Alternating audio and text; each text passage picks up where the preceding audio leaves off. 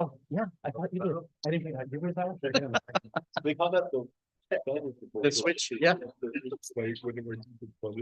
The pedal. Oh, yeah, yeah. I was gonna say Forbes was the eraser. All the coins. No.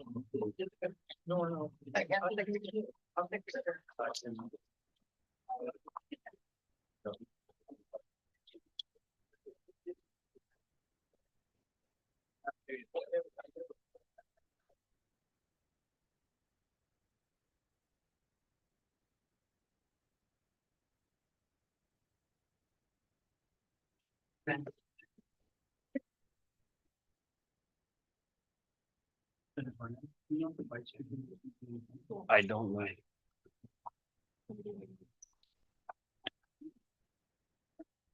Oh, I see your stuff. Oh, yeah.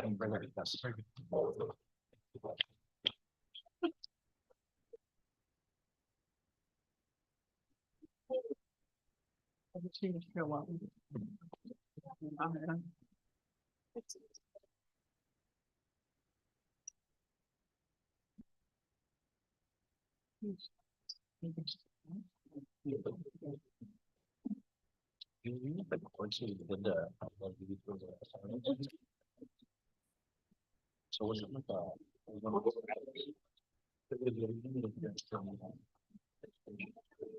yeah, and then they ate the cost for like a year. I just want to be sure that that's a lot of money to get it wrong.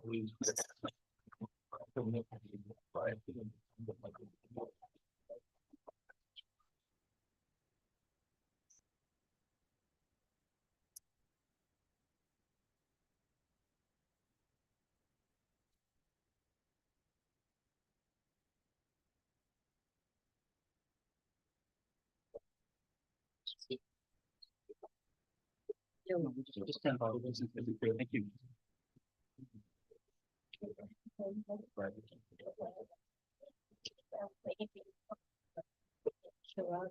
Right.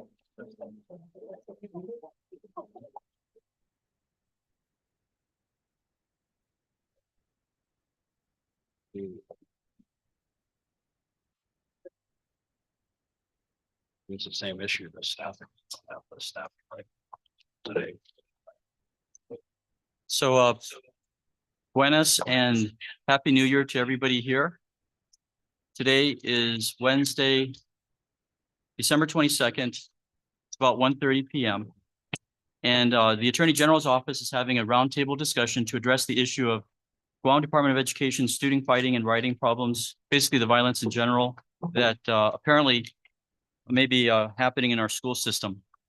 I'd first like to get through the pleasantries of introducing the attendees here and to thank them for having come to this roundtable, which includes our Lieutenant Governor Joshua Tenorio.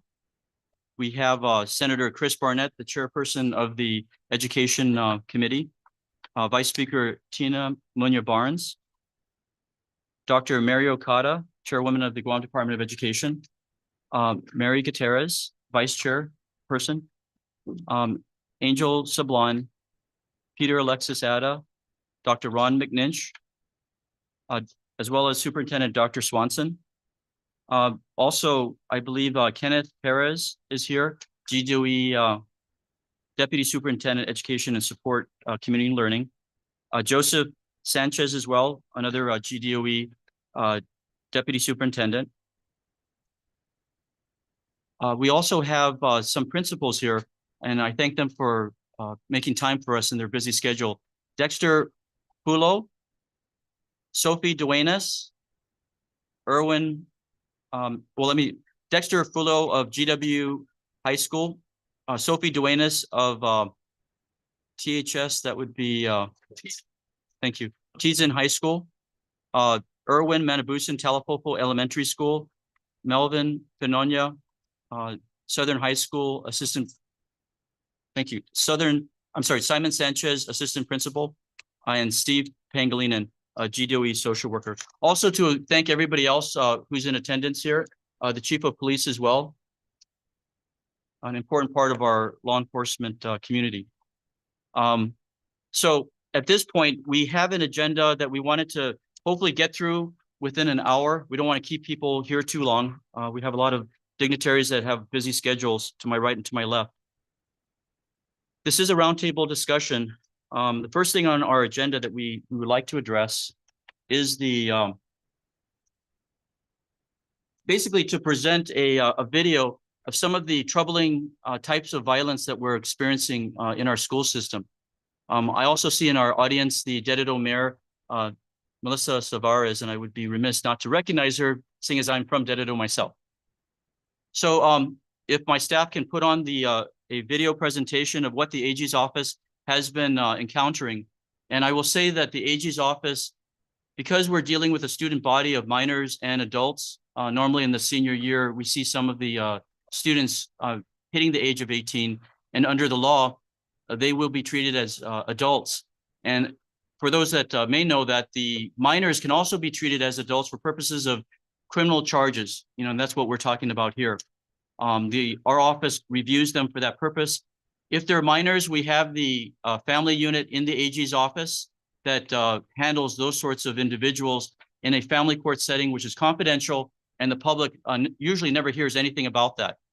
Behind me, just so that the audience is aware, I have Robert Weinberg to my right, who is part of our family unit at the AG's office, deals with the minors, JD type cases, juvenile delinquency cases.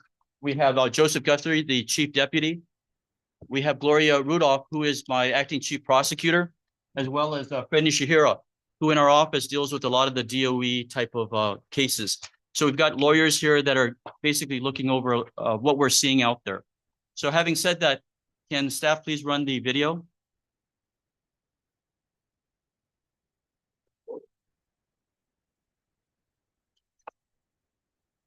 Can we shut the lights off, please?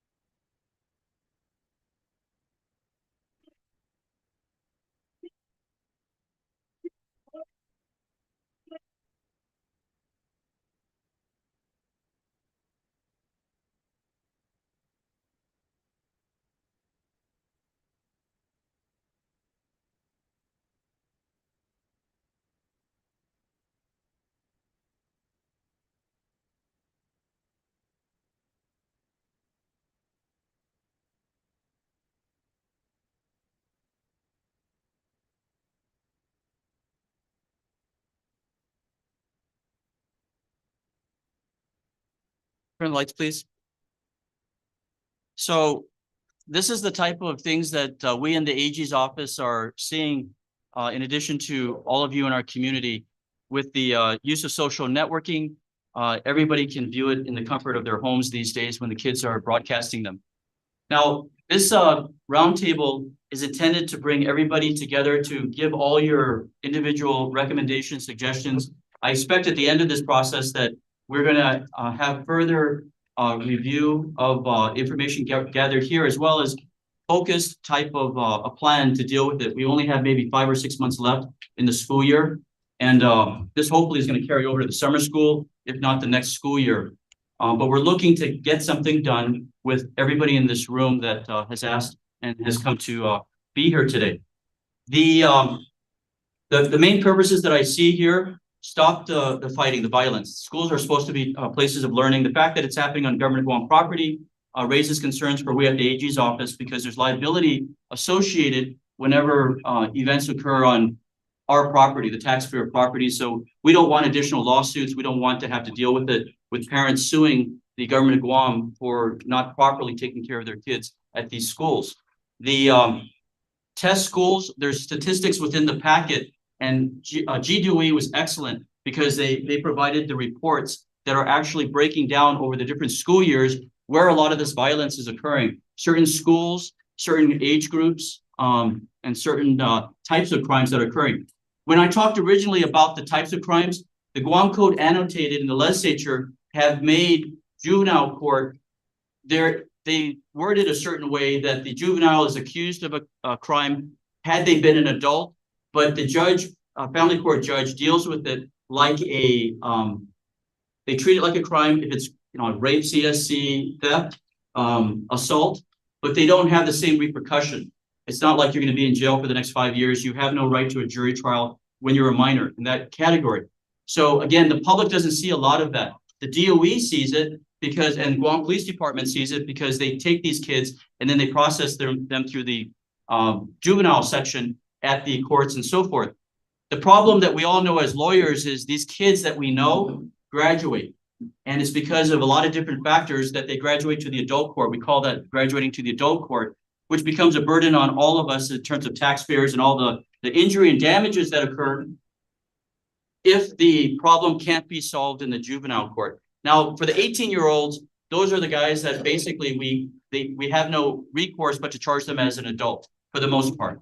So this packet introduces certain things towards that end. We're looking at the resource network, what Guam Department of Education needs from the AG's office, maybe Guam Police Department and our Lieutenant Governor for purposes of providing whatever resources are necessary.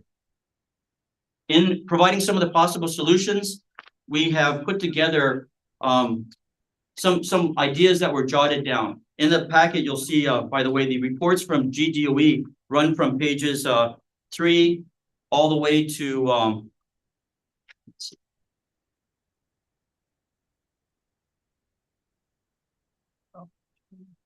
Right, from page 3 to page 13 for the reports.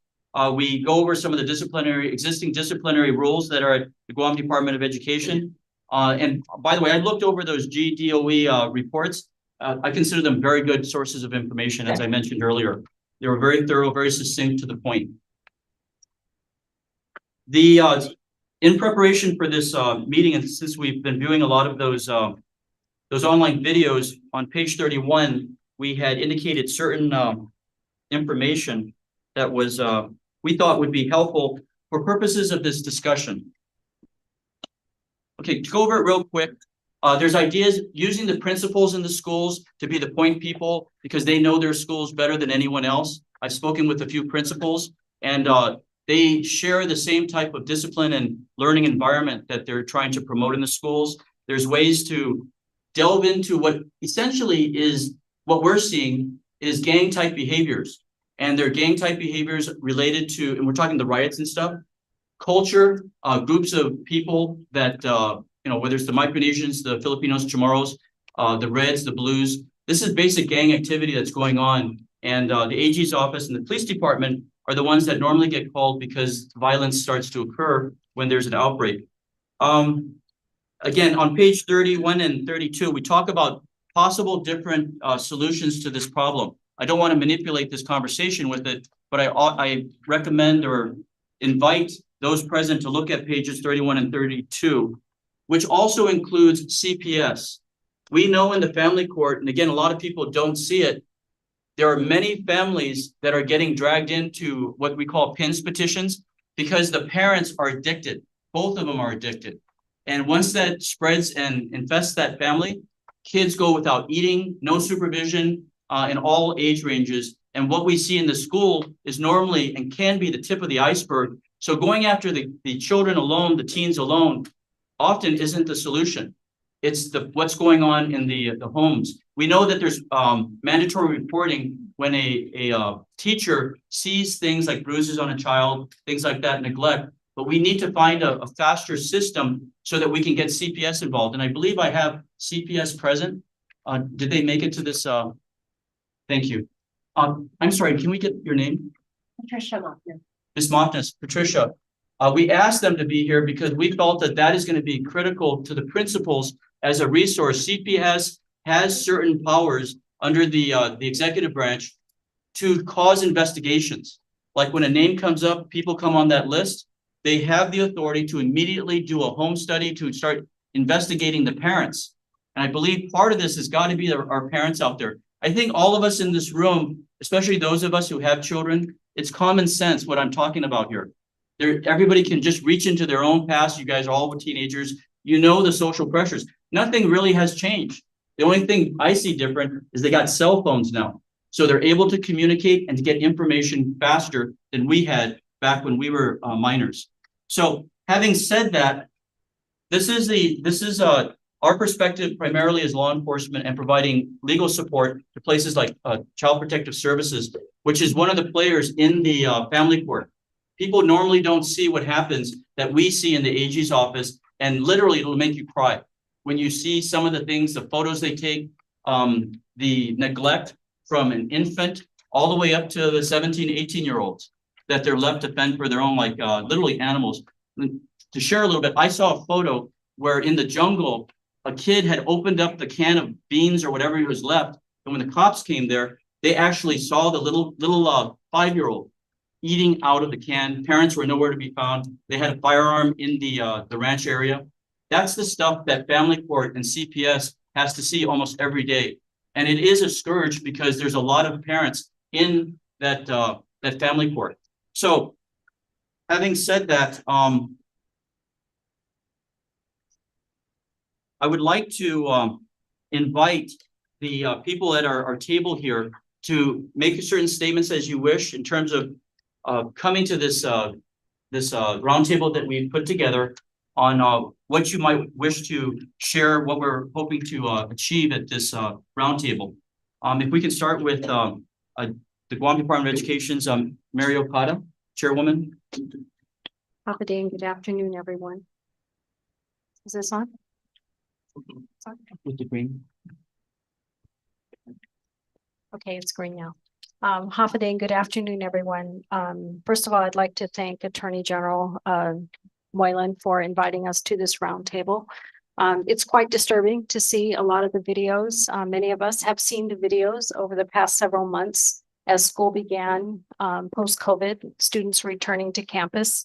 And they're bringing back to campus perhaps a lot of built up energy that they've had while they were during COVID. And so as they return to campus, it is the intent of the Guam Department of Education Board to support the superintendent in any way possible, to provide the resources and the guidance to him to execute and to provide the needed resources to the schools.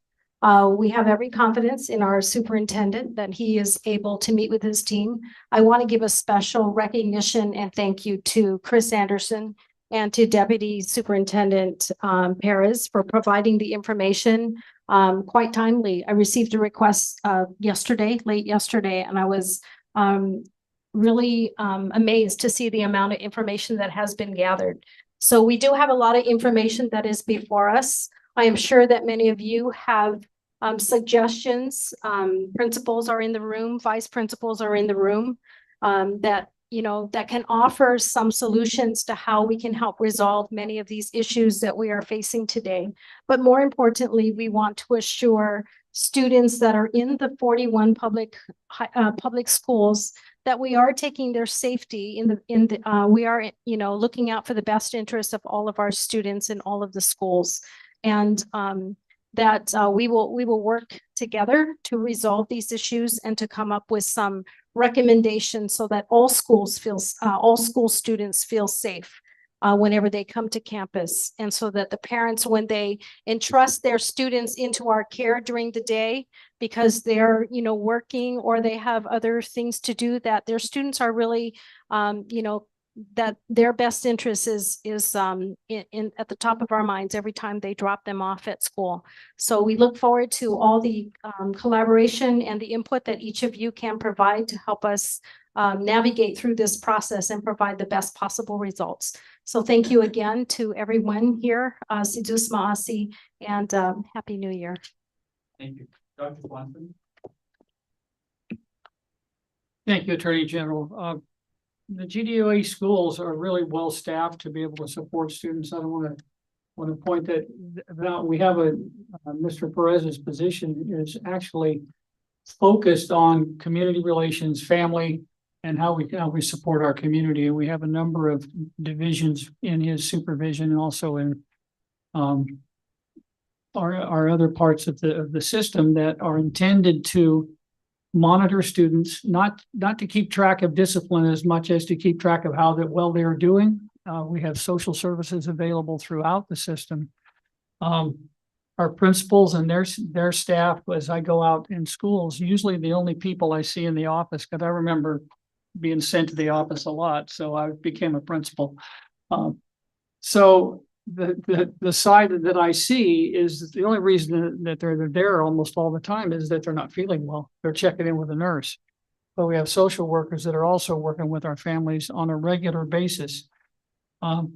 We are certainly open to finding more viable solutions because of the instances you see when you look at the tables that we have provided data wise, they are not very many, but they can be quite serious. And that's the nature. We want that kind of violent behavior out of our schools. And I think as well, the Attorney General would agree, out of the community. We don't want that as part of our lives.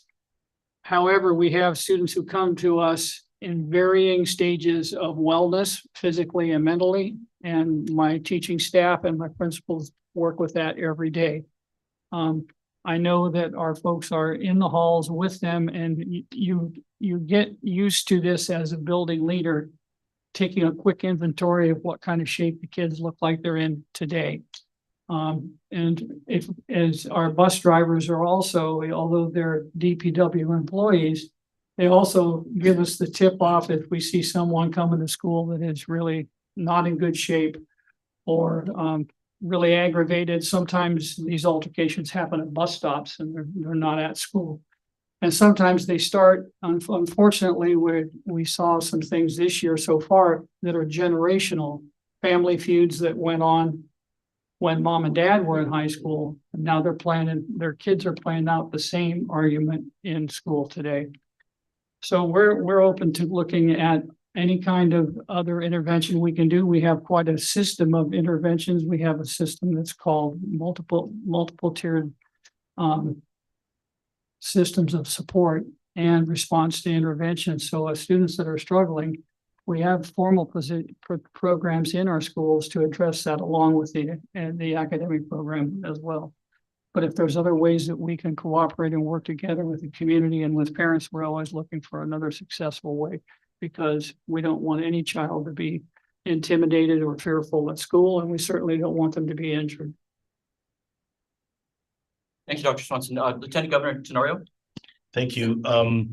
I see the principals, so I'm curious to know, I know when I've talked to a few of them, there have been complaints about, or maybe I don't want to say complaints, maybe attention be drawn to the expulsion policies. And I know that there's superseders on campus if they're over 18 and they're disruptive. I don't think that they belong in an environment where predominantly they're minors. And there are other programs that we can pursue adult education and getting their GEDs. There's referrals to move them out of that area. I do like the first recommendation that the AG had. The recommendations are good. There's one I might, need to know more about, but yeah. But I think that when we see influencers, right, leaders, and giving them empowering them to become leaders in a positive way.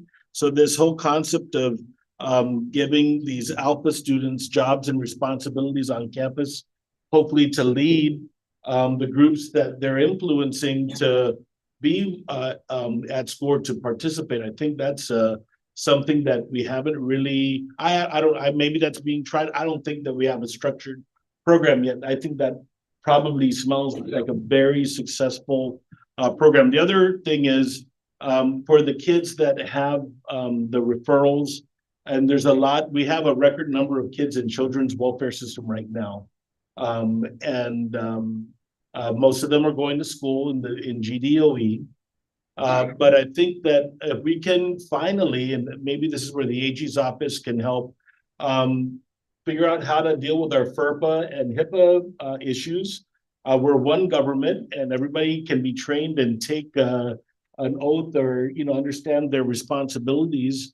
But I'd like to see more integrated work between the social workers at public health and the ones at behavioral health and the ones in the school system, so that we can have a good case approach. I kind of see that as a need, where we have things that are happening, but because of all of especially the FERPA and the HIPAA, people are not willing to share. And I think there could be a method to break down those barriers so that we can maximize the kind of support that we have. Then the other thing is, and I'll just leave it with an example of a kid that we dealt with at the judiciary.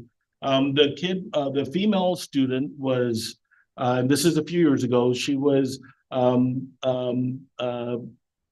to DYA for violating the judge's order because she didn't go to school. But if there was more interview, you'd find out that the girl had been the victim of a criminal sexual conduct and the entire school knew about it. So she didn't want to go to school because she was embarrassed, but because people weren't willing to share that information at the lower end, the girl found herself inside DYA, and it took a little time to get her out of there into a better place. So just that, I think that if we have a way to break down the barriers information, we could give some help, but also identify the ones that shouldn't be on campus, because there are probably students that shouldn't be at campus. We can still support their education, but maybe it's going to be in a different method.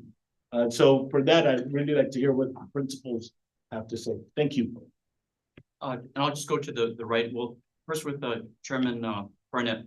Thank you, Mr. AG, for first of all organizing this roundtable. I mean, I commend you for bringing all of the different stakeholders here. That's not always easy to do, and I think you have all the players in place to make some changes. I was speaking with Lieutenant Governor before we started, and we've had solutions to these issues in place before with the school resource officers. There was I think an MOU with the courts, but the question has always been funding, and I don't think that we necessarily need to reinvent the wheel. I think, like with a lot of challenges our government's facing, it really involves us getting back to basics and being more present, and also having that presence, whether it's the Guam Police Department and the increased drive-bys. I do want to commend Chief Ignacio and his department, because they are in the schools. They're in the high schools, they're in the elementary schools. They're promoting good citizenship, stewardship of the school community. And I know that they've been out in Tizen, and I think we just need to support those efforts to get that visibility out. And like any problem, it's going to take education, awareness, and obviously the enforcement, which again, I commend you for sending that strong signal to a lot of these not so super seniors. And I was looking over at Mr. Kaufman, and I think the Lieutenant Governor also touched on something. If you get these super seniors who aren't being so super, maybe we send them over to Uncle Randy at Smooja to finish off their high school career, because obviously it's a very volatile mix. And as a parent of public school students, it scares me to see these videos, because when I see these videos, what I see is it's indicative of the loss of respect in our community. And I think that a lot of it goes back to the unchecked crystal methamphetamine epidemic, and we're in over our heads, and that's caused such a breakdown of all the families that you're starting to see it. I mean, you talk to anybody in the school system, they're seeing that. And that's what I see when I see these videos. I see students who are very comfortable with disrespecting each other. I see students who are also very comfortable with the amount of time they have. I know that the superintendent will talk about staffing. So I don't know if necessarily it's a question of the number of staffing or the wise use of staffing and dispersing them around the campuses. Because if you watch a lot of these videos, it seems like they have all day to have these. I mean, these are basically not only disagreements, some of these are sparring. These guys are having, mixed martial arts matches in the school. And I discovered an Instagram, which I had shared, which was all school fights. I mean, this Instagram account was just all school fights. And I think they're on to me because they blocked me after I'd shared a couple of the videos. So I don't know if we need to talk about the use of the cell phones, but again, I commend you for bringing everyone to the table, and I think the solutions are not as elusive as we think. When we talk to GDOE, I've had them in every month for oversight hearings. They say, and the chief can confirm, there's been an increase in terroristic conduct, but not necessarily the fights. But you know what I think we're seeing now is the noise is way louder than it used to be when we were kids, because we had fights in school, right? But the difference was they didn't go viral, right? It was a lot of word of mouth, and I mean, I know that some people might not disagree with you, but that kind of thing worked when I was a kid. You know what I mean? The idea of getting in trouble and consequences for your actions. I don't know if I want to go as far as to reinstitute corporal punishment, but I do think that we need to show these students and be consistent, right? I think case by case, we have to have consistent punishments and outcomes for actions that are similar, and not have a case where you have one student who's outright expelled and then another student does the same thing and they only get a 10-day suspension. So again, I thank you for bringing everyone to the table, and I'm eager to hear like Lieutenant Governor said, especially from the principals, right? Because they're boots on the ground. Thank you. Thank you, AG. Thank you.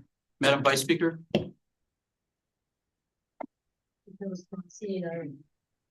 Attorney General Moylan, thank you so much for this organization. Lieutenant Governor, Mayor, principals, vice principals, to the board. Thank you for having us. You know, it wasn't too long ago when we were talking about this topic with the administration, and I literally just pulled out a clip that said not enough school securities, but parents don't want armed SROs. Senator Barnett brought up solutions and possibilities. I remember as the former speaker working closely with GPD to bring the positive programs that they've already implemented, working with students within the different schools and working with the principals and the vice principals to get these programs going with the students, the after school programs, the weekend programs, but taking that awareness. What we forget sometimes is a lot of times things start at the home front, and how do we engage with the gap of working with the home and working with the schools and then working with the leadership? How can we bring that all back to the forefront? And Lieutenant Governor, really important that this is the children are our future, and having to see what's happening today, having to go through the oversights on a monthly basis of what the oversight Senator Barnett has. I think it's important that we don't have to reinvent the wheel. There are a lot of successful programs that the principals and the vice principals are very familiar with, working with the mayor's office, working with the board, working with everybody. So how do we bring it all back and saying what is going to fit for the specific school or the specific issues that are happening? Southern High may not have the same issue as Okadu, right? Down up north may not have the same issues as down south. So how can we bring all that together? Some may have more serious issues that need GPD, but others may just be able to have a yearly. Behavioral health was another key player that we worked with the governor's office in 2019. And there's a program that's implemented because there are a lot of mental issues that need to be addressed, especially with the lack of, with the culture shock that happens with a lot of our students from the outer islands. And again, the administration worked with a very strong behavioral health program that's in public health, right? I mean, behavioral health right now, and that we could revisit it. We did a study with the Public Policy Institute, and the results with the Department of Education giving us the numbers as it relates to the impacts of the COPA students. We have that all in play. I'd like to submit it to you and to the administration, because they're all here. GOE did all the work, did a lot of the work. And what we need to do is dust off a lot of those action items that are on the shelf right now and revisit it and just do it again, because DOE has done a lot of work, but how do we bring everybody to the same table to work it? And this is a great start, Attorney General. So Masi, and I'm here to see what I can do to continue to help to work with the administration and your office and the mayors especially, and of course the principal and the vice principals. Thank you, Madam Vice Speaker. And if we can round it off with the Chief of Police, Steve Ignacio, then we can start delving into some issues that maybe we should talk about. Thank you. Thank you, sir. Good afternoon to everybody. And so, the Guam Police Department, as we all know, is the primary law enforcement response to school violence. So our response includes investigations, minors taken into custody and or arrest when appropriate. And so as you've seen over the past couple of months, we've responded to almost each and every one of those videos, and we've actually closed, I believe, 100% of these cases already. Recently, of course, you saw that we did a press release in conjunction with the FBI, so I think before you post, to kind of address some of the social media posts targeting possible school violence. In addition to that, some of the other things that we do outside of law enforcement is work with the schools. We get reports that there may be a riot here at Southern High School, at Tijan High School at lunchtime. And that's where, we provide response to these schools. I think one of the things I like to do with the DOE is kind of streamline how we get the information, because it comes in sometimes not directly to me. Sometimes it comes in through an officer on the street. We're not always tracking the same things, and so we just provide a response as needed. The Guam Police Department, like Vice Speaker Tina Muñoz said, is not only engaged in law enforcement, but we do have proactive community outreach events, engaging a lot of our school-based youth. Currently, right now, as we speak, we have an umbrella program called the GPD Project View Program. Right now, as we speak, we have the Christmas Break Program. We have about 30 GDOE students that we work with the DOE schools to kind of target certain students that we believe would benefit from coming in and working with the police department in this program. And we provide them mentorship and other positive outreach activities. They include everything from mental health and wellness to positive behaviors and outcomes. Every summer, we have the summer youth camps again. It's almost a 2-month program that is in conjunction with their Project View. We're restarting the Junior Police Cadet Program. We started it last year. We're continuing to support that effort again. One of the new initiatives that we're planning to re-implement, we just recently got one of our police sergeants, Sergeant Boltapau. He's recently been DARE certified. So we're looking at re-implementing the DARE curriculum into the elementary schools. I think we've identified 5 schools that we'll be working with GDOE to implement the DARE curriculum. Early on, and I think we started this last year, and I've also had a conversation with Dr. Okada about this. And we worked with Principal Duenas over at Tijan High School. We're trying to work on a career track for police, similar to like the ROTC program. Again, these are, more positive youth engagement.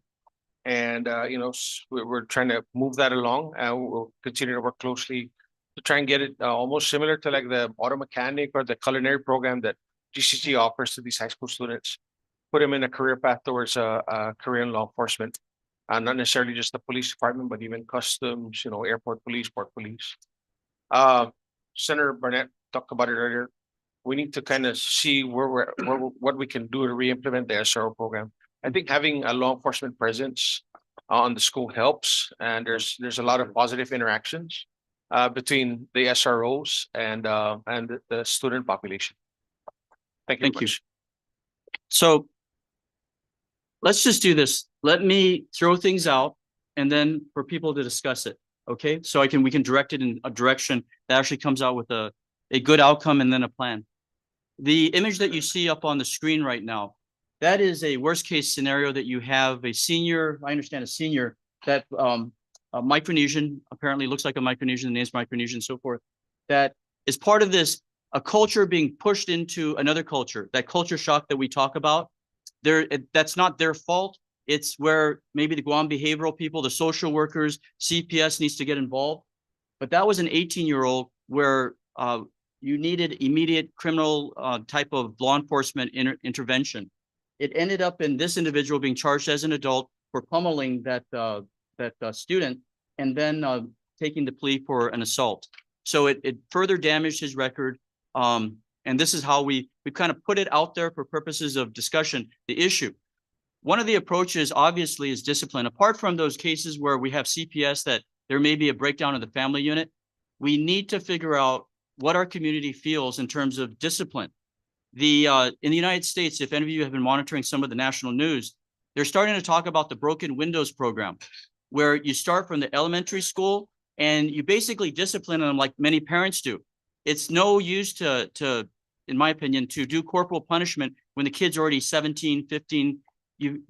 Parents need to do that when they're young. The problem that we face as a community is that we get them all different shades, all different colors, and so forth. I'm one of the advocates for not corporal punishment, but we need to start discussing it. If you've seen on page, and this came from my staff here, who, by the way, this room is filled with paralegals and attorneys who are actually taking notes, and it's not going to end when this conversation ends. It's going to be followed up, hopefully with the DOE leadership to contact a principal in a test school.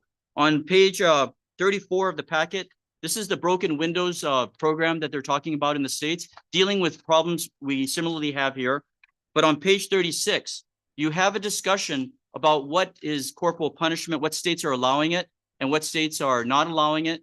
And then there's all different grades of it, where it's legal, unused, and so forth.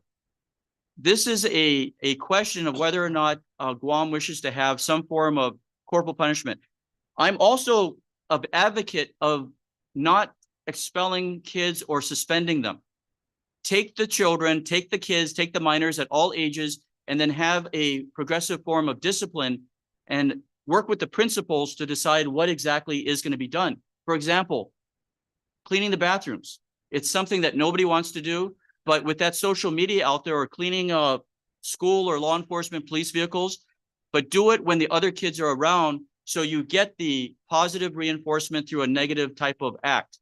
And, use the social network against the kids. The same thing that we have back then, which is peer pressure, exists even more so now, because you have the online bullying, you have everything that we had in the past. We just need to find a way to use it and turn it against the bullies, turn it against those alpha males that think it's cool to be beating up kids, those sorts of things. So as we see it from the AG's office, the principals of every school they have a different set of circumstances as the senators are discussing. I think that would be a good starting point. We also included the Texas statute that talks about corporal punishment. I invited Senator San Nicolas here to this is an area that I think the AG's office can endorse if it be the will of the legislature and the governor's office and so forth. But apart from that, there's many different ways to approach this issue. And right now, this is an open forum.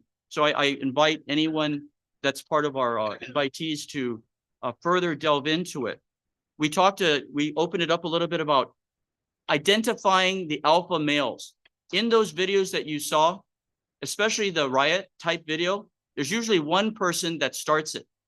That is the person that should be reached out. I heard that the GDOE has community service hours that it requires its students to get, depending upon whatever organization they're in. Take the student service hours and offer it to these alpha male types, bring them as part of the principal's special team in order to bring the cultures together, because you have the Chukis, you have the Klosrai, the Chamorros, the Filipinos, whatever. That seems to be something that's happening in these videos on some of them, where you're getting this kind of race conflicts going on.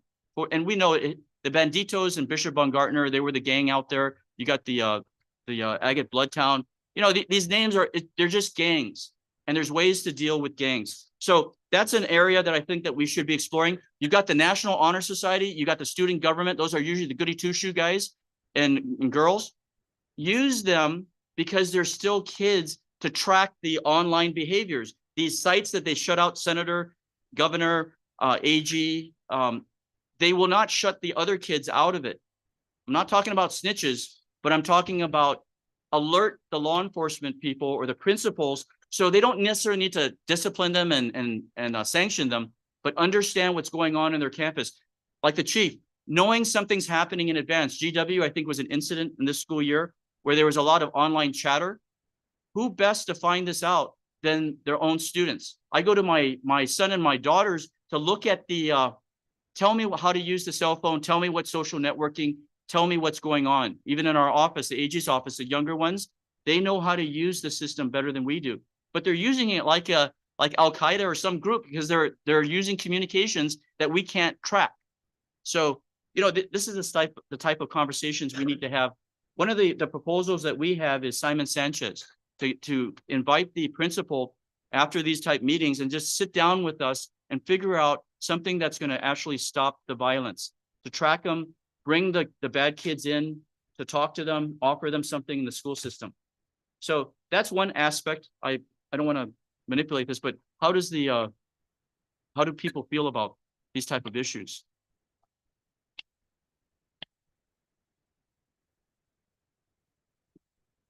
Thank you. I'm Maria Gutierrez, Vice Chair. I've been through this, even at the time when we lost a student at Southern High School because of the violence. Mr. Ada and I were both Chair and Vice Chair. I really like your 31 and 32. Everything here that you put. Let me bring you back to when you say about community service. Ms. Rose Castro, who's now the principal at J.M. Guerrero, when she was a vice principal at GW, she would have this program every Saturday, services of students that are in trouble to come and clean the school. So GW was the only one that has that. So she had students from Southern High School, she had students from Ukadu, she had students from Simon Sanchez and JFK that come up there just so that they can get that community service, and they did the school. But when Ms. Castro left, that was it. The Lieutenant Governor talked about children that are in trouble getting leadership. My granddaughter was a student at Jose Rios. So every month they have this recognition for those kids that have been referred to the office. And if they don't get any other referral, they're given an award, a recognition of things from the PTO. And that really helps. So the kids, those students were the leader. They go to the cafeteria and make sure that nobody's getting in trouble. So I think it's really true that we need to recognize those students, because I think what they're lacking is being recognized, because they already have this, you are a troubled student, step aside, go to the principal's office. I recall Miss former board member, Miss Lusa Nicholas, that this boy will come to her office when she was a principal at Simon Sanchez every week. So what she did, she found him something to do. Going to, going to the different teachers, giving them messages, and he felt so honored. So I think we really need to come together. Mental health is another problem. A lot of students are going through a lot of mental health issues. And then at the National State Board of Education, as a board of director for the Western region, mental health is being encouraged throughout the states. Provide mental health services to your students. So the Department of Education should really beef up their mental health services. And I know under Mr. Chris Anderson, I've worked with him, that they will find a way. And if we have to look for federal funds to implement a program, they should be straight, scare straight. I remember this, Chief Ignacio, at Lady Middle School. Let's bring it back. We need to bring this back, because I think Sergeant Tapao was one of the students in that Scare Straight program, and he said it helped him. We need to bring this back. We need to find a way. Middle school. I would like, and I know it's not included, and Mr. Ada and I were talking, alternative education, an alternative school. If you remember PACE, it really helped a lot of kids. We need to bring that back. If our school we have school facilities now that may be underutilized, we can have the PACE in the north, in the central, and in the south. We need to bring those kids in. We cannot just push them out and say, except if it's very serious, well, can't go to school anymore. We need to find a way. We're all responsible here. And every day I worry for my grandson going to school, and only elementary, because even in elementary, it would happen. I don't know, Vice Speaker, if you recall way back, when there was a big trouble with Micronesian students, We gather them one Sunday. And Mr. Anderson and I and former Deputy Superintendent Nerissa Underwood, we went to the housing to listen to them. So I think this really community outreach, we should invite our community, our Micronesian families to come here and offer house, but we all have a responsibility. We just cannot kick out the kids from school. Thank you. Thank you. Yes, please. I just want to base this on numbers, Attorney General, on what has already been done with the Department of Education. When we looked at the survey that was being done, except the percentage of students who felt sad or hopeless almost every day for 2 weeks in a row, so that they stopped doing what their usual activities are, went for Chamorro students in 2015, it was at 34%. In 2017, it was at 39%. For the COFA migrants, it was 40%, 40.8%. And then in 2017, it was 41.3%. And since the pandemic, it has even risen higher. And I want to thank GDOE for sharing this with our Public Policy Institute students, because it literally gave us a mechanism to try to work closely with Behavioral Health, but more importantly, to try to see what we could do to see if there's any differences with the different ethnic backgrounds and how can we engage that. And that's why I wanted to say that GPD, when we were working with it, GPD had offered all these other outside activities. And I know he's mentioned a lot, and there's probably a number more that Sergeant or Captain Patel, Paul Patel has worked on. And I think we really need to look at the numbers. I know that there are other grants out there that probably can work our way.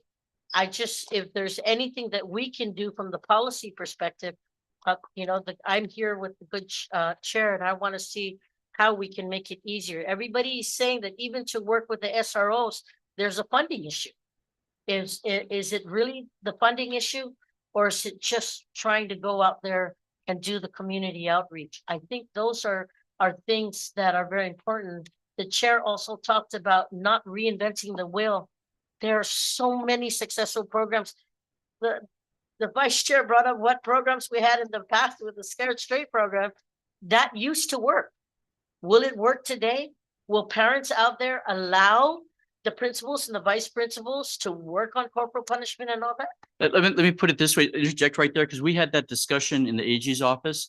There's this option like the expulsion or the suspension to get the parents involved with the principal level and basically read them the riot act like we got in our parents, and to have it the parents. We were more afraid of the parent and the principal, when I was growing up, because of the consequences, right? But to do what the vice speaker is saying, to let the parents know you got two options. One, your kid is going to be suspended or expelled, or two, they participate in these type programs with the Scared Straight, the volunteerism of the parents, and the fact that their time is going to be occupied standing or sitting there while their kid is washing one of the chief's police cars or the chief's police car. I've got a car too. To let them do that and then just have them on social media. And that's part of that catharsis that occurs when you get the parent and the child together on the same piece of paper. And from the AG's office, we're willing to support the government officials, where if the parent wants to play hardball and thinks their kid is better than everybody else for having engaged into a fight, they can go to family court, where Mr. Weinberg is going to make sure that both of them go every 2 weeks to see a judge, and ruin their entire 6 months to 2 years in family court. So thank you. That's why I thought it was really important to bring this up again, because the educators, the principals, the vice principals, the teachers, the aides that are out there and working it, we have a lot of solutions. It's how do we bring them all together? And a big, I think, ingredient here is having to deal with the parents, because even as 2019, when this was really hot and heavy, parents didn't want armed SROs. And we're talking about it again. everybody here on the table that has more than 20 years, even on the other side, know that these programs have been implemented and we continue to try. What may not have worked back then is better today. What was good back then is not so good today. And with social media, everything is done instantaneously, and we sometimes don't even have the time to react. It's all reactionary mode because the damage is already done. But how do we help them? How do we help them? Because I'm sitting here wanting to help the chair to see what do you need. He has the oversights every month as a commitment, not to slam on the educators, but to see how we can do it. And I think the big issue is bring in our Micronesian brothers and sisters, the leaders there, the cultural leaders there, bring them back, see what we can do. Because the last time we did this, Vice Chair, we literally had a positive response, and there was a calm for, I want to say, Governor, for like maybe 6 months to a year. There was a calm with because the leaders got involved. Even the Micronesian leaders from all FSF came and said, we want, and if they're not paying, send it up. And I went, whoa, okay. If that's how tough we're gonna get. But are we going to do that? And who's going to implement the issues, the harsh punishment that's gonna happen? And Madam Vice Speaker, that's why I think this is important, because after we need representatives from different people at this table to work with our office. So we actually do a test case, a test school with everybody's agreement, or several test schools with principals and the superintendent involved to carry this through, because I think the superintendent is going to be the implementer if it's going to be the will of DOE to go forward with this. Board member Ron McNinch. Thank you, Attorney General. I'm going to have to rush off to class. I just had a couple of real quick comments, and thank you for the bringing everyone together today. It's a very good session. If you look on page 9 of the packet, there's a list of statistics. Those statistics are really powerful. A function and analysis study could be done to create an algorithm to deal with a lot of these issues and create a target analysis. But a person has to do the analysis, because the statistics alone won't give you that. And so I can certainly work with Mr. Perez at DOE. I have not seen these statistics before, but these are very powerful statistics, and they can really produce a good product in terms of understanding the problem more. A couple of other quick points I was just going to ask about or make. A few years ago, they raised the school age to 18. It used to be 16. I'm an advocate of lowering it back to 16. And then if these folks act up after they're 16, we can have alternative systems deal with them. Because right now we're, and I agree, and that kind of aligns with what the Lieutenant Governor was talking about. The really bad ones have been spotted and dealt with over and over and over again, and you can't do anything really significant with them because they're allowed to stay in school until they're 18. So that's one little thing. On corporal punishment, great arguable point. If you really want to punish young high school students, take away their smartphones. You know, you want to really spank them, take away their smartphones and don't let them use the internet. That has a heavy duty penalty. And finally, and this is just a personal opinion, I think a lot of these points related to fighting are related to a lot of young people have a lack of male role models to deal with and look up to. And we need more men in this community to stand up. We have a lot of divorce, a lot of divided families, a lot of absent fathers, and we need men to stand up and say, this behavior is intolerable. It doesn't matter whether it's their uncle or relative. And also many mothers are having to do a father's role. And I believe that families are part of the solution. Thank you, Mr. Attorney General. Thank you. Thank you, Mr. McNinch. Dr. McNinch. So these type of things, we need to talk about implementation.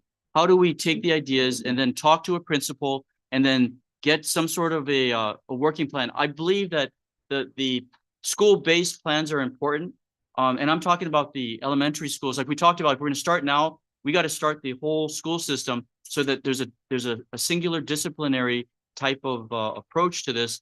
But we saw it go as low as the middle schools in terms of the violence. But I mean, you know, as a whole thing, the respect, I think that word alone was important. How do we teach respect in the kids? Thank you very much. I see some elementary and I'm very happy to see middle and high school. When I had you in my class, you recall we never had to call your parents because you were not the problem. The problem is we called the parents to make sure they come. In the elementary school right now, there is no problem. The kids send the notice to their parents. In the middle school, some do, some don't. In the high school, you're very lucky to get at least 10%. Who comes to the parent-teacher conference? It's the parent that you don't really need to see. So here is my suggestion. Robert, you can probably follow up on this. Allow the principal to send a notice to the child and say, you are going to make sure your parents get this.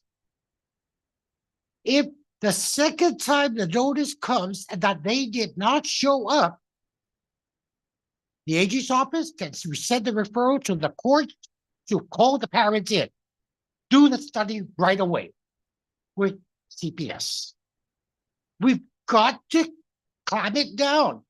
These kids are taking advantage of us and the parents. Here's the concept. Okay, you're the teacher. Okay. Do you understand what we say? Yes. They really don't understand what's going on.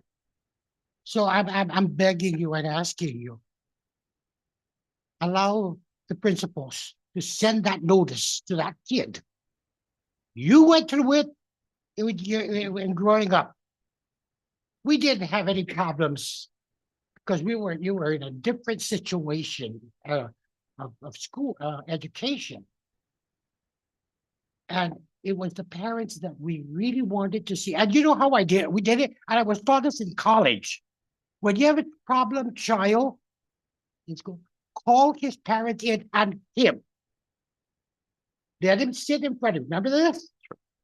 And why are you here? The story that is told at home is totally different from what happened and why you're calling them there. So what you do, you make a deal with the kid. Don't embarrass the kid, please, whatever you do, don't embarrass them. So this is what I did in the days when I was teaching. Okay, I'll use you as an example, okay? But it's not you. Douglas, if you do anything, all I'll say is Doug, and you know what that means. I don't have to say anything more to you. And you know what? It worked. Now, that was 25, 30 years ago. Things have changed now.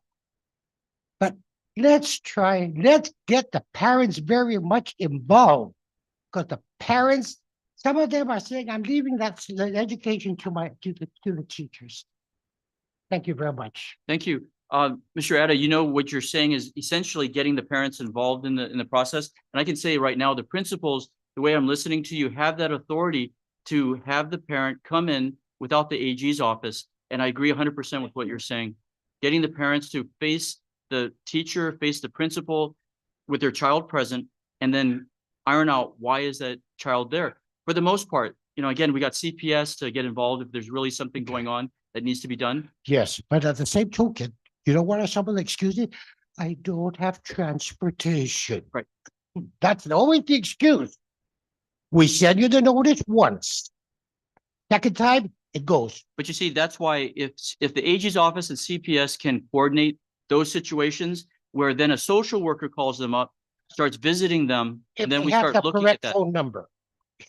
All the factors, and you know, we've heard all the excuses in family court when nobody shows up for the judges in that setting, and then the marshals got to go out, and there's total dysfunction in certain families, and that's why I'm caveating everything with assess the child, and is it his fault, or is he a victim of PTSD because he's being put through hell at home? So, okay, separating that apart, may we discuss some of the issues with some of the principals out there? Is there some principals? Is Southern, what is it? Ocean View, that's, the, Simon Sanchez. Is Simon Sanchez's, principal present? Can you please, take one of the seats over here? Please. And thank you, ma'am. Your name is, Carla Masnayan. Masayan? Masnayan. Masanayan. Principal Masanayan, there was an incident that occurred, most recent one in our memory sort of thing. What is your kind of a approach towards what had happened and what might work or what might not work? So the recent incident that had happened at the school really it started out with an incident that happened off campus when there was an activity at EPOW. So we had called GPD to assist, but because EPOW was such a large area, our role there was really to assist in making sure that our students were safe. We couldn't go and approach the fighters. So that was brought into the campus the following day. Was it all students of the Simon Sanchez? It was a school activity, a school concert. But said that there were some people off-site that had an argument? So there were students that were intoxicated and were involved in a fight along the pavilion area. So when the concert had ended and all of our students had gone, the incident was brought into campus by one of the students sitting at their bench. Okay. And that instigated the fight that happened at campus. And it was a Simon Sanchez fight. It wasn't against JFK. But it was also It was all Simon off-campus Sanchez. event was Simon Sanchez Yeah. students. Okay. And of course, we're not going to mention any of their names here, but I mean, that's the type of scenario that went down. So Chief, how would that have been? First of all, they're drinking, which it shouldn't have been. So somebody should have, ideally called a school official or the police department in order to address the drinking at a public park, right? Correct, That's my yes. understanding. By the time they had arrived, sir, they had already dispersed. So our role at that area was just to make sure that the students that were watching and the families that were watching the event were safe. So we tried to contain them over by the concert area. So how would you have addressed this type of situation given everybody here? Is there anything that could have been done to avoid what ended up in being a further fight, breaking of the law? Drinking was the first incident and then the fight occurred, which is Well, looking back at the incident, this was the first time that we did an off-campus open area event. We wanted to showcase some of the talents of our students. And one of the challenges that we've had because we were doing a double session was that we didn't have a facility to do these things. Normally, we will have it at our campus. So one of the ways that my teachers were thinking about was, they're looking out of the box. There's an amphitheater there. That's one way we can have our students gather and not have to take care of a sanitary permit, right? It was just a concert for our kids, but that happened, right? So the primary focus for the admin that was there was to make sure that our students and our family that was enjoying the event were at a far enough distance so that they weren't involved in the altercation, because the altercation happened away from the amphitheater. It happened towards the pavilion. it sounds like those individuals that were drinking, they could have been identified and then some form of either school or GPD type of intervention. The chief has the juvenile section with his people. We have our investigators, obviously, but I mean, I know the Guam Police Department has juvenile type officers that could have, because that was clearly illegal on their drinking. It was very difficult to identify the students because the pavilion areas were very dark. We didn't receive any videos from that incident. The only ones that we received was from the fight that happened the following day. So that almost tells you that those kids may have been part of the drinking group? Could be. No. Possible. So these are the type of situations, scenarios that I guess, again, I'm suggesting that the principals, since you're the full-time custodians of these kids when they're out of their parents' hands in school, would be a good resource to, after this meeting, kind of sit with you and then understand it. There's some what are the other schools that have had recent fights in the last few months? In the report?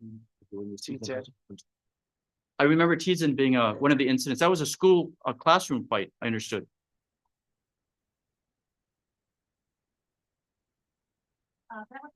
Hallways during lunchtime. Okay, And so there was no racial tension or anything. We have a pretty good family culture at Teton High School, but we kind of all mentioned everything of what the issues are. And it's called the 3 Ps, right? The phones, the parents' absenteeism, and the problem-solving skills, coping skills, and the flexibility skills of the students, and not necessarily the mental health, but the students these days don't have the coping skills that we used to have. When Ada said that you can just call Doug and you already know what he says, it's because I'm going to call your parent, and you're going to get it from your parent at home. But these days we don't have that much support from home in that regard. may I ask this question, because it's part of the packet. There's states, is it states? Somebody does not allow cell phones. St. Francis School, I know personally, all the kids in that, was it elementary school, had to turn their cell phones in at the principal's office. I think there's the cell phones, the ability to communicate, to organize, to go viral, to do videos. If you don't got a cell phone, nobody's got that old 8mm cam on them. So to take that away from them, I think it may be a way to disable their ability to be cool, to coordinate. Yeah, so speaking about cell phones, I did read an article sometime recently. There are these cell phone pouches that have an automatic lock on them. So that they buy the cell phone pouches. The student keeps their cell phone in this pouch. They cannot unlock it or access it until they go back to get, I believe, security code or some kind of like a magnetic device, almost like the stuff you see at the store with those magnetic tags. So they don't lose their phones. The school's not responsible for the phones. The students still have access. I mean, are still responsible for their phones carrying it around, but they can't access it. They can't open up that pouch unless they have the proper equipment. You see, Yeah, I the forget the name of the technology, company. I'll find it. Yeah, right? The technology out there, a board policy being sent to the schools. The phones, although they're such a great device, I always wonder why they even let them in, because I can find different ways to cheat using this cell phone when it's on a student. You know, the teacher's not looking and stuff like that. We used to write it on our arms and everything. So I guess the point is to disable their abilities. And what I'm trying to get away from is this bureaucracy. We got 10 different policies that don't work. I think Freddy Shahira provided there is no corporal punishment in the government Guam school system. Fine, that's actually in a rule. Senators choose differently, so be it. Chairman. Just on so I got a few things, just on the cell phones. So I got a middle schooler, and he has a cell phone that he takes to school, and there was a threat at his school, and parents weren't notified. So I just want to put that in the chat, if I could. That was part of that. If we're talking about violence in the schools, that there are good kids out there who have Right. cell phones that, you know, I think as a parent, you know, on So- the lunch break, if he's going to say, hey, I'm okay, or whatever, Mr. maybe Chairman. kids who get into trouble to get the Yeah. cell phone taken away. Mr. Chairman, we thought about that at the AG's office. Right. Point well taken. In the world that we live in, what has happened in our schools when there's been somebody that's gone Right. postal? It's been an SRO or it's been a police Yes. officer that gets there quickly and is able to disable the individual that's hurting people. The cell phones have been critical towards that. But where's the balance that this community wishes to put that? You know, like the lock that the chief is talking about. You know, if the cell phones, I was thinking the homeroom teacher rounds up the cell phones, they're in a certain area and so forth. If you had a shooter situation, I do believe that the SROs, there should be somebody armed on the school, given the world that we live in the form of an SRO. Yeah. And I'm worried that the SROs have always been relegated to either the court or some other organization outside DOE, where it's prevented you from having that quick assistance that's necessary. Obviously, to have a firearm in general is dangerous on a school ground. But I mean, this is the type of conversation I think that has to be had. Right. You know, And AG, we're talking about, I mean, we had a good solution in place with the SROs, and we completely removed that from the equation. So I think unless we're going to reinstate that, this is what we get. right, or Yeah. an SRO and then a no cell phones or a restricted cell phones policy, or a policy with those cell phones that they can quickly unlock them in a certain manner. The technology is out there. You also talked about creative forms of punishment. So I was a bit of a troubled teenager, and when I got in trouble in high school, one of the punishments was that we had to serve in the cafeteria.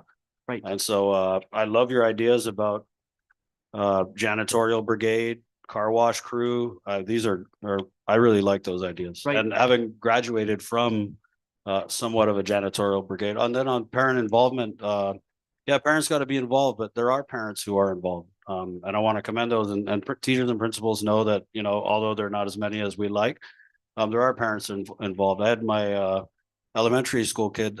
He didn't get in trouble, but it was enough for me to call the teacher and make him apologize to the teacher on the phone. And it was just the worst thing for him. He wouldn't stop complaining to his brother or sister about how embarrassing it was that I made him call the teacher. So I think, like Mrs. Gutierrez said, we elevate those people and we find a way to make them influence other kids, because we did have a PACE before, and then we decided we didn't want that stigma with these kids with behavioral issues. So now we have a credit recovery program. And so I think that over the years, we've had things in place that mitigate school violence, but as they've fallen by the wayside, whether it's from funding or, lack of interest, or, we just turn the page on these different things that have worked. I just say we just reinstitute a lot of these programs. Like I said, I commend you again for bringing us all to the table. Scared Straight. I was a student at Inalahan High School as a freshman, and they brought the Scared Straight program and scared me straight. Yeah, totally. You know what I mean? And I don't know what the argument is nowadays, but Vice Speaker brought up in 2019, parents didn't want armed SROs at the schools, but a lot has changed, not just on our island, but in the world in the last 4 years. And I think if you ask any parents now, given the propensity for school shootings and the violence that we're seeing in the schools, I don't think that that's something that they wouldn't support. So again, I just say we revisit all the old ideas that really worked before. Thank you. Yes, and the my chief prosecutor has informed me that we used to have where they were taking a DOC through the Scared Straight Try program that we want to re-implement. It has a limited effectiveness. We get it, but I mean, all these things with the principals directing, let's try this. We think that this will work in our school. Be flexible to everything that's going on. Yes, sir. Mr. Attorney General, thank you for this meeting. Lieutenant Governor, thank you for being here. I've been on this, I'm Angel Sublana. I've been on this board since January of this year. And I don't know if it's because my name is Angel that they picked me to chair the Health and Safety Committee that deals with violence.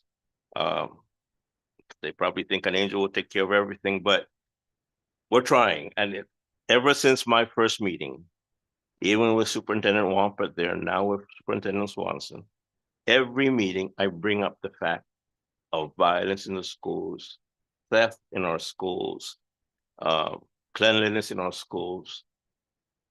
And I'm hoping that after this meeting today, that in our board meeting next month with the superintendent, that he will finally do something about my constant requests about putting cameras in our schools or putting people at the entrance of our schools. Right now, Mr. AG, you drive to any school and you can drive right in, walk up to the door, walk into their hallways, and nobody will stop you. And God forbid, I cringe at those news stories of schools in the States where somebody comes in with a gun and shoots down our students and our teachers. God forbid that that would happen here.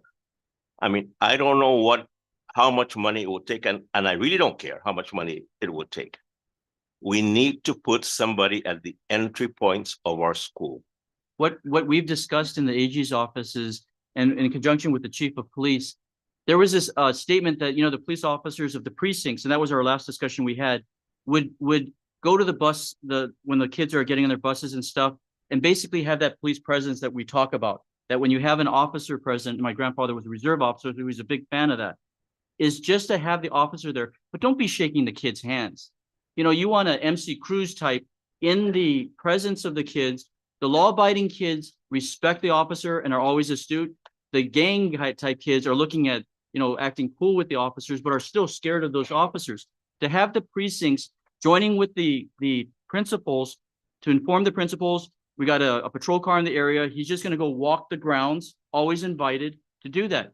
Even those people that are looking to harm our schools that we haven't experienced yet, when they know that there's random police officers that are on the school grounds, and I'm talking about a program, and talking at lunchtime, where the officer just makes a walk around in the school grounds, just so the kids can see them, and that people out there know that there's officers that are actually using that as part of their routine. Those are the type of things, until we get the funding and the initiative to actually lock up our schools, put the barriers up, or even the SROs. But even the SROs have to be dressed like a law enforcement. You need to see law enforcement and not have them buried in with some other teachers or some other teacher's aide. They have to be in uniforms. They have to be identified. There's a sense of security that occurs. The AG's office cars, I was told last time I was the AG, leave those stickers on the cars, because although we're not police officers per se, we're still the law enforcement. When they go in the community, people feel safe. When you go into the schools with an officer type character, with his SRO or the police officer, things happen. Chemistry starts moving. The bad kids, they're not going to be running into the bathrooms to be smoking their marijuana. They're going to be flushing it down the toilet. You know, those sorts of things. So this is part of what we're hoping to start the discussion on. We don't have the money right now. What actually works? And with the help of the So at the very, Lieutenant Governor and the the very chief. least, Mr. AG, at least we put out a contract for somebody to monitor the entry to our school. I mean, it doesn't have to be SROs. It doesn't have to be school aides. It doesn't have to be janitors, which sometimes they use. Hire somebody through a contract to do it. And Well- that's their only work, is to monitor every car, get their license plate, get the name of the person Cameras. coming in. The AG's Yeah. office endorses that. It's just up to the administration to actually start the implementation. The only problem with cameras, they're forensic for the most part. You can have a camera, but someone's got to be monitoring it on the front door area. So, you know, cameras are good for the most part. I mean, before we entered this door, there was a metal detector, Right. right? Right. Roll it out. Why couldn't get metal detectors in our schools? Are we waiting until somebody comes in with a We don't knife want that. or a Right. gun? Right. I'm Well, saying points well cost taken. should not be an issue. Points well taken. So Attorney General, I'd like to tap on a little discussion about the funding mechanism. So I would be highly surprised if there wasn't a federal government, because of all the shootings that are happening across the United States, that they didn't have a grant that somebody can apply for to help alleviate some of this cost. That's one. The second thing is, if we start to look at some of the students and take a look at how they are doing academically, the wraparound services that are needed can be folded as part of the support for a student. So if you look at the academics and your real intention is to identify and give them help for their academic component, then the wraparound services that we're talking about in order to bring the students and give them the behavioral health support that they need is part of developing the whole child. So there are grants that can be folded in, although your primary purpose really is to support the academic avenue. There is alternatives, you know, because I mean, we talk about why first generation student or why students don't come to school. Well, the first generation people don't, you know, their parents never came to school, but then you start to provide them services like tutoring. We provide them information on financial aid. We provide them information on accessing computers. And those are all the supports that we provide to that first generation student. So this should not be different when we write grants, that we identify what the underlying reason is for some of this behavior and provide the behavioral health component. When all of the funding came out for COVID, there was a specific amount set aside for the social emotional component for each child. How much of that money has been spent? Who's got the contract? Why are we not activating all of those services? Because it was at a minimum supposed to be provided. So where is it? And who's providing the services? Maybe that's a component of the federal funds that we haven't spent yet.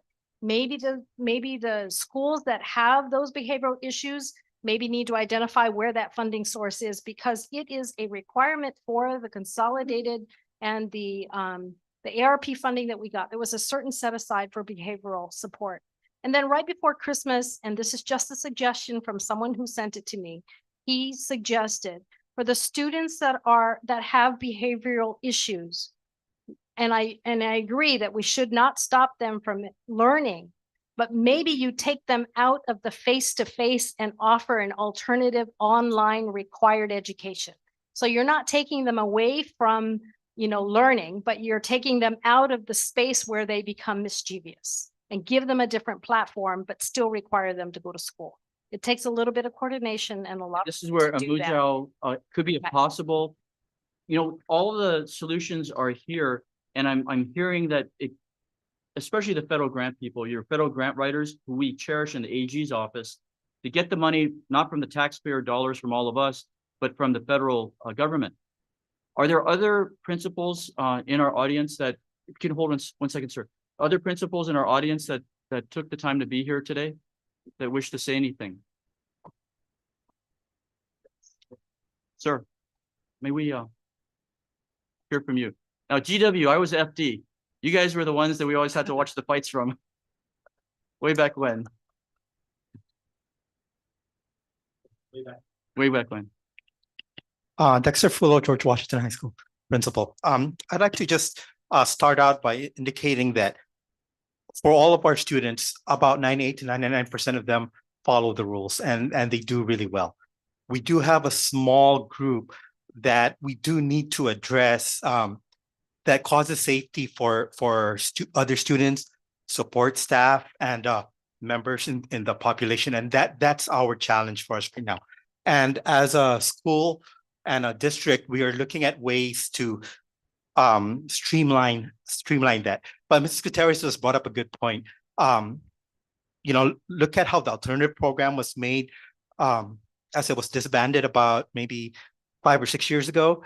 Revisit that program, and it's a way to continue providing an education for our students, yet we're able to take out the ones who do not have the coping skills, like Mr. Wings was saying, and work on teaching a lot of social emotional programs there, work on teaching a lot of coping skills, and then have a flexible curriculum that allows them to learn temporarily. Once they are able to achieve those skills, we send them back to the school. Because like you, I'm not an advocate of suspension or expulsion. Kids need to be learning, but we need to make sure it gets done in a setting that's safe for all. So you would endorse the Muzao being a possible alternative to be sent there temporarily? And is that the idea?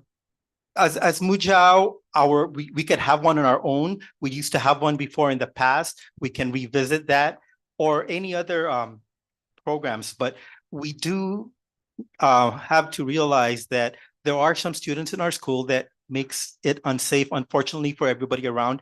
And we need to make sure we still provide an education for them while keeping the 98, 99% of our students that want to learn safe. Basically, if they don't respond to the discipline, the toilet brigade, you're going to basically be sent over there, another setting temporarily in order to keep the education, keep the credits going, get you to graduation, but take you out of the main group, because the influences of those students on everybody else and the fear that they generate, am I going to get beat up today by that group? The bullying type stuff. Very good. Thank you. Correct. Yeah. And the group is working on ways to try and make that happen. We've been working with the superintendent and Deputy Ken Perez and Deputy Sanchez to see what's the best way to make it work. So where is the group going with this, especially with DOE? What do you guys want to do from this day forward?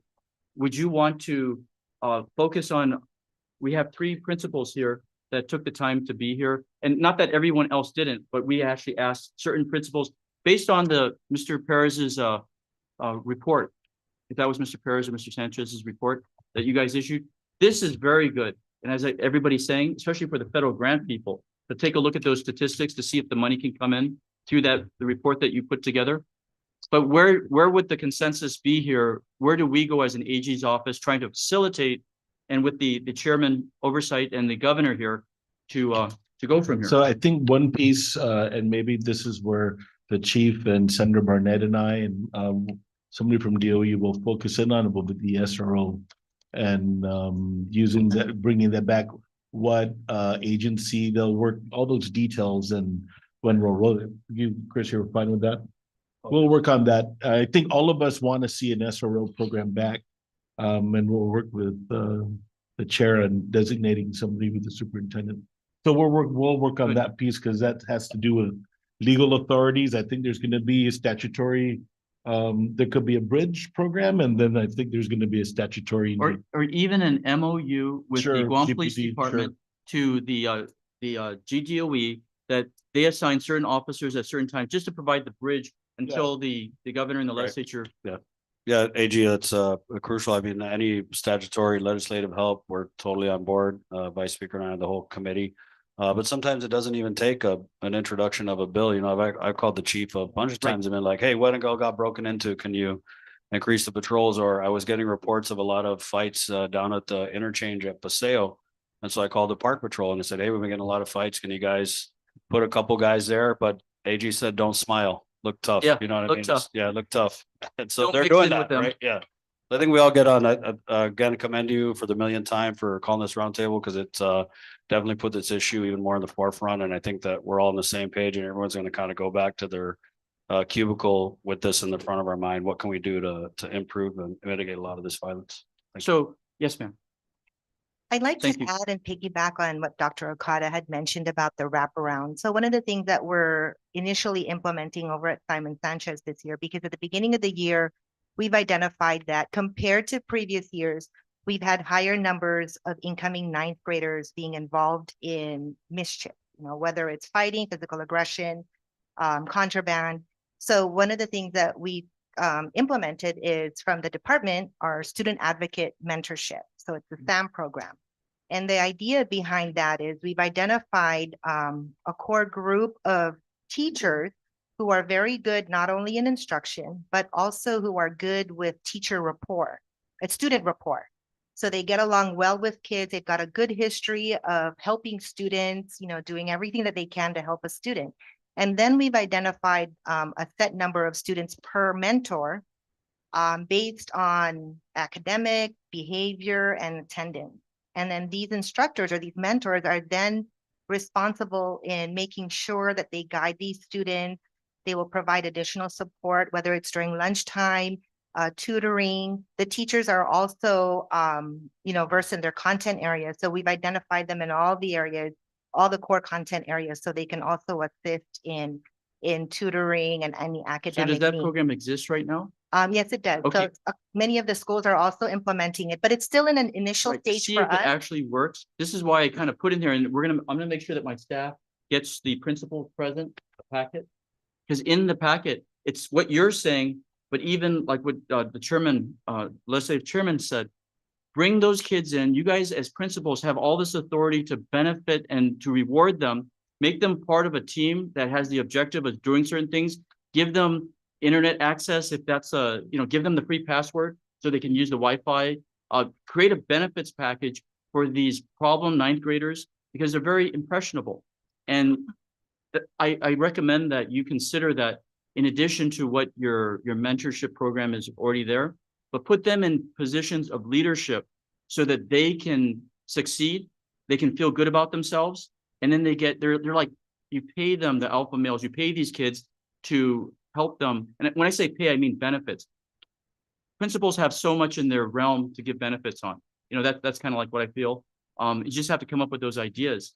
So take with what is working and then build upon it. And if I can also add, since we're looking at school safety, maybe we could also look at or brainstorm ideas so that we can get help for schools to deal with intoxication and vaping, because that's a large component of our incidences as well. Mr. Weinberg here can definitely provide help from for that, because we get a lot of that going on. The kids that are being referred over from the principal's office to GPD, juvenile, we call it restorative justice. It's one of those tag names that it means nothing until you actually see it working. And that's what I'm worried about. We've got all these bureaucratic programs out there, things that we have on paper that hasn't been implemented. Hence, we get all these fights that are going on. So if working with the AG's office, Renita Munoz, I've spoken with her. She's the head unit for the family right now, and Mr. Weinberg's here in her stead. tell us what you want as principals. Call me up. I'll give you their email addresses. The directories are in the AG's office website. As a principal, when we get those JD cases, I want to have the ability to say, principal, how do you think this is going to work? We don't have to charge them and drag them in and their parents to the juvenile court, which really doesn't help because these kids are, I'm talking about years. And that's the purgatory that the parents go through, because it's like, it's not one meeting with the principal or 2 meetings with the principals. It's 2 years of every month a hearing with Judge Ingalls or one of the judges over at the family court. That's purgatory for these parents. You can see it. They cannot get to the hearings. They've got marshals looking for them. It really just makes life more miserable for them, but there's no other alternative. And that's why they call it restorative justice. So part of what we can do from this point forward is work with the principals, identify these kids. We know their names because it's usually their parents that were in the system, and then figure out something that works to help them get their degree and not hurt other kids and get out of the DOE system, hopefully as good as possible. So again, there's people taking notes here. They've got your names. Is there anyone else here from the principals at DOE? Hi, thank you. Joe Sanchez, Deputy Superintendent for Curriculum. So I just want to go ahead and maybe start talking about some next steps. So we actually have a structure in place already with convening with Deputy Paris, convened some principals and central office folks to put together a kind of a behavior team. We haven't really titled it yet, but we have 4 very specific tasks. One is to review all of our policies and procedures along with our data. So that's 2 items, but really also look at the current research. So we have a team of administrators that have already started looking at the current research out there of some of these potential practices. In fact, some of these things are noted here in your book.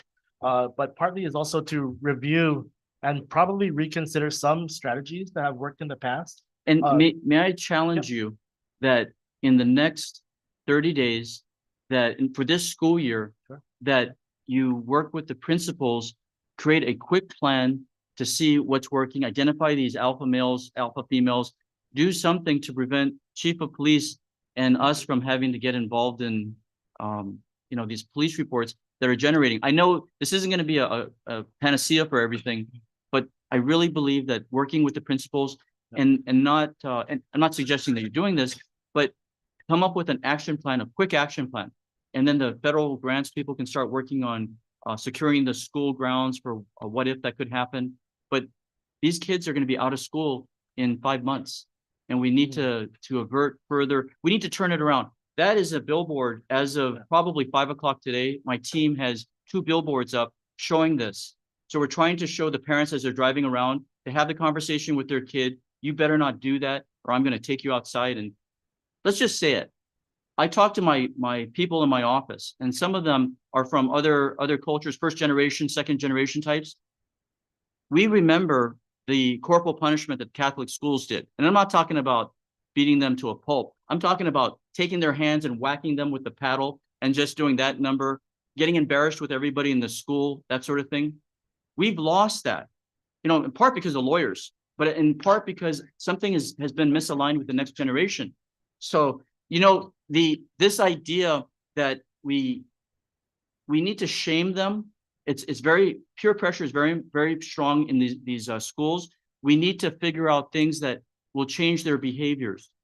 Locking them up isn't the solution. Taking them to DYA, because they lose school, they get alienated from their classes.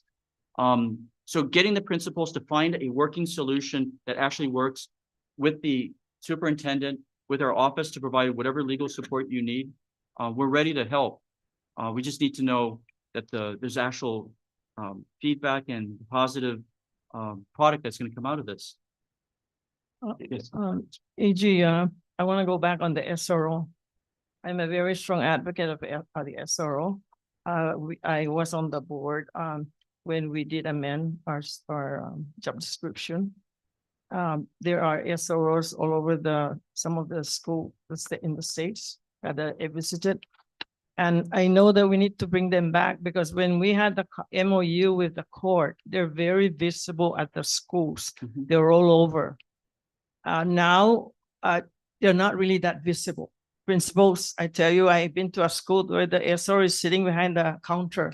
I guess she panicked when he saw, of all people, Mrs. Gutierrez in front of me. They have to be visible. Right. They have to be outside, not in around. the office. So, that's under Mr. Chris Anderson, but they just have to walk the walk, Right.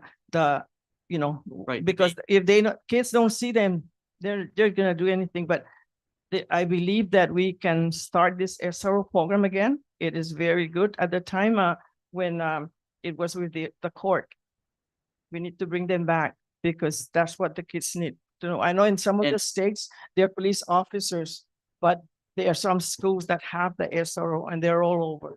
And I'm not even saying the courts, because from my understanding, it fell out because of funding issues or something. Yes. So if there's a funding problem, we shouldn't let that interfere with it. We have the executive branch. You are part of the executive branch. We have the chief there. And I don't want to put stress on your people, by the way, chief. But I mean, logistically, they have precincts there, but the actual SRO that is there for the certain amount of time that the kids are in session. And yes, walking the beat, that's more of a quality management to make sure that they aren't slacking off, but just to have them or have something that the lieutenant governor can come up with a solution, I think is going to be very effective to what we're all talking about here. We created SROs, but that was the evolution of the truant officers, right? Yes. And I think the SROs we're talking about is a power of arrest that work with prosecutors and really have arresting powers in a very structured way, right? And that's why the Yeah. police officers have everything. You don't need to get special certification or anything like that. Interim. Nor do they have to get permission to have a firearm on campus. Yeah, I think that was the problem, but we really need the existing SRO now that we have to be out there in the hallway, not in the office. Because like I say, when I walk in that school and the SRO was sitting in the back and I'm like, hi, Miss G, and they're like, oh my God. Then she got up and walk around. But Yeah. because they cannot be in the office. They have to be outside of the hallway so that the students see their, and they do have uniform. Right. So, this. My concern also is that they're having the firearm, they need to be fully certified, capable of dealing with a high pressure situation and being a good shot, that sort of thing. Right, right, right. So if I may. Yeah, Angel. Shade, I'm just gonna piggyback on this vaping issue. We know it's a problem, but you know what's more alarming? Fifth graders are the highest users of vape in our school system. And that's proven by the data that we've gotten from them. I got a call from one of the nurses at GDOE, and Mr. Soblano, what are we going to do with all these vaping paraphernalia that's in this classroom sitting here? We can't get rid of it because of environmental health and things like that. Lucky that Mauer came along and Mr. Anderson and I worked with the US EPA, and they came along and took everything out to get rid of it. Well, Untalon had that pen, right? What's that pen called? Yeah, yes. Right, right, the DAP. So these are contraband situations. The fact that you've got fifth graders, which are elementary school, this is part of the broken windows program. You need to stop them, show them the proper punishment, and then change the behavior. So you're mentioning about contraband in schools. It's a vape. It's a problem. It's a problem. The parents, that's the age where the parents definitely must get involved in it. That's why CPS is available to start investigating their home life. And the schools won't give the vaping paraphernalia back to the parents because you know what's going to happen. So, but The they're getting it kids from are the still gonna parents. get it. That's what you're saying. They're getting it from the parents. Is that what you're They're saying? obviously getting from somewhere. We don't have any elementary school principals here, but I know the schools take it, they won't return it. They'll leave it into one of the safe places in the school until it's destroyed. Well, that's what happens with Yeah. paraphernalia. But I mean, this is the elementary school Yeah. approach. So middle school, high school, and elementary school, the broken windows type program, a strict discipline, this is the consequences that's going to happen. And by the way, adding on to the toilet brigade and the janitorial brigade, I was at a hearing last week and one of the senators already knew I was going to be at Parks and Recreation. Because let's make a parks brigade. Right. And these kids from these schools that are not, the same thing. The attractiveness Give of them to doing it Mrs. on Blunt campus. and every weekend, let them clean the parks. Right. You know? Well, the attractiveness of doing it on campus is that it's under the structure of the principals and stuff. We start taking them off, they get into an accident or something. But the the social media, if they've got those phones, they're gonna get nailed by their enemy in school by getting videoed and then posted online. So that's the type of stuff I was hoping to promote, but you definitely, GVB was in my mind also about Yes. that type of stuff. Right. So, very, very, very well, point well taken. Yoli? Mayor Savares, did you have anything you wanted to add? I wanted to wrap this up, so I'm doing the last wraparound. Thank you. I'm the mayor's council representative to the board. And I just want to add something because you talked about alternative discipline. And when Mr. Fulo was at Benavente Middle School, I was the mayor. I've been the mayor since then. And when I don't believe in suspension either. So what we did is we had an agreement between BMS and my office. For anybody that's getting suspended, I would take them to my office for half of the time of their suspension. And I would let them, you know, pick up trash in the parks, and my staff would supervise them, but with, of course, parental consent.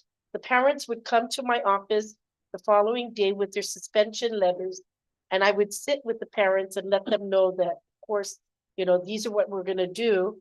And a lot of it was, the parent says, well, they don't even do that at home. And I said, then you're the problem, but this is what we're gonna do. And so they were suspended for 3 days, 5 days. They'd be 3 days with us, and then they go back for the next 2 days at the school and then do opportunity rooms or bathroom brigade at the school. So, I mean, I can probably say that we can do it.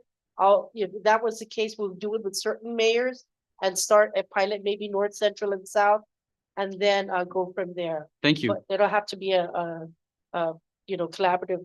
Right. That's what we're trying to do here, is bring everybody together and actually get these things implemented as soon as we can. Thank you. Thank you, Mayor. Yes, sir.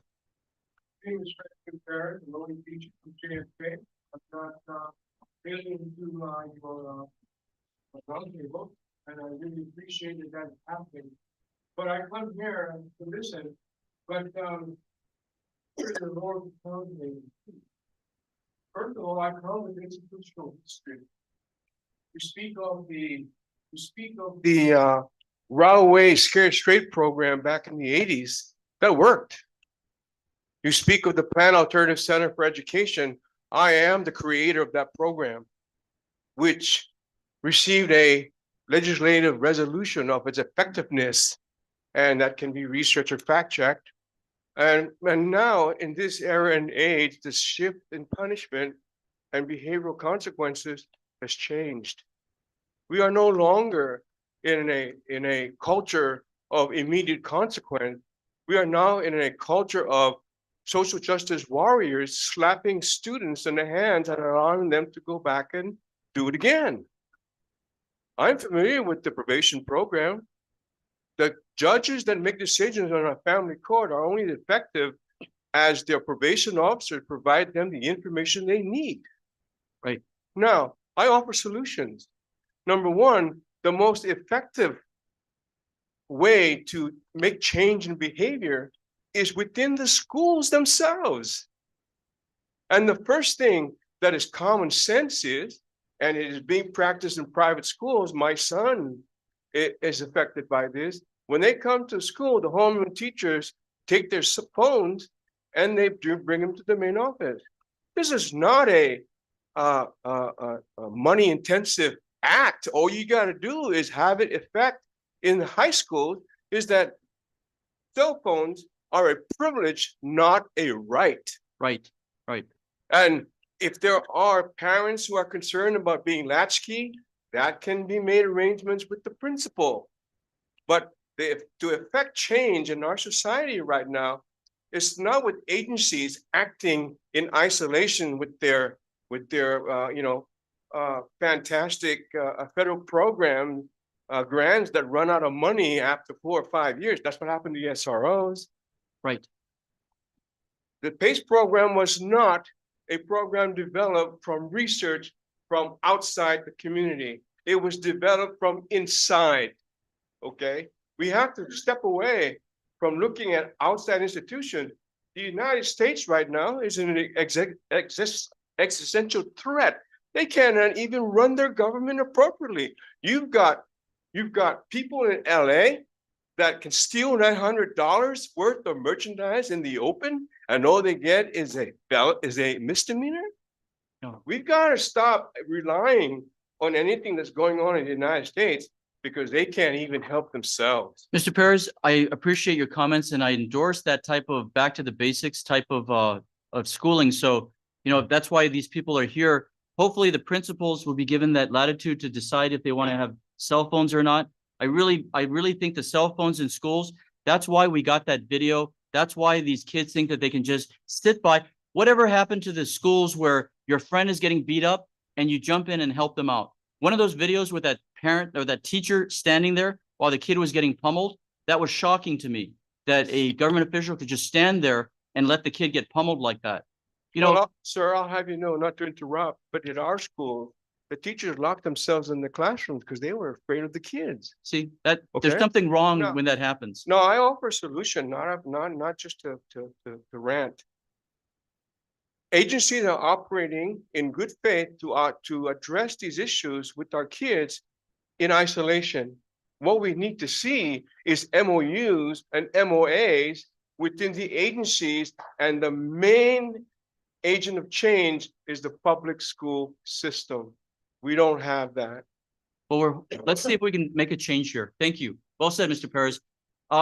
Trevor, make sure you get the contact information for Mr. Perez. Thank you. Real briefly, sir, your name has been mentioned several times, so. Yes. Good job from the school. I know all you guys. Thank you so much for the interaction that we've been able to do over the years. 51 years, I've moved out from the school, not one fight. Why? Because we treat the students like adults. The parents are on site, they have monitors. Monitors come with the student to see the teachers. It's an unbelievable situation that we're able to offer the community. And we're so happy to be able to do it. We put together really quick, it's a night sheet. We got $25,000 grant from VITA. It has to do with peer support, peer counseling. And this is something that we get 1,700 copies to Simon Sanchez. We get 2,000 copies to JFK, but it hasn't been distributed. With the superintendent here and the officials, we have you as a resource now, working with the principals to decide whether or not your institution would be a possible temporary alternative. And we have a current contract with them already. Very good. So this is why we're all together. The only thing where I see I was deficient is Guam behavioral health. Maybe next time I'll make sure that they're part of our conversation. You fix the whole thing. You gotta fix the whole thing. You cannot have social promotion in middle school. Social promotion in middle school means if you get all Fs, you go to the 9th grade. The kid says, you don't care, I don't care. And that's the 9th grade that we're talking about. You change the whole ballgame. You want the University of Guam is right next to GW. There's no fights at the GW. There's no fights at the University of Guam. There's no fights at GCC. Why? Because the students are treated like adults. It's also voluntary. So, you know, in these absolutely. cases. Bring that whole model down into the high schools and it'll change everything. The students can come and go. You got buses every month, every 30 minutes, every hour at the bus stop. The students can go back and forth. They can take their cell phones. Right. It's the whole ballgame. Points well taken. They have a contract with you. So thank you for being here as a resource for the group here. So at this point, I think that we have the names, we have the individuals that are now aware in these high government positions, and I expect that our office will be bringing together people in order to hopefully start setting with the superintendent and the board's cooperation, maybe a test school or maybe 3 test schools that we can find out and get some actual experience on what might be working. I think the SROs with the Lieutenant Governor's support might be done very quickly. To have law enforcement present, that solves a lot of these violence problems. Thank you. And at that point, unless I'm remiss on anything else, thank you all for being here and Happy New Year. Thank you.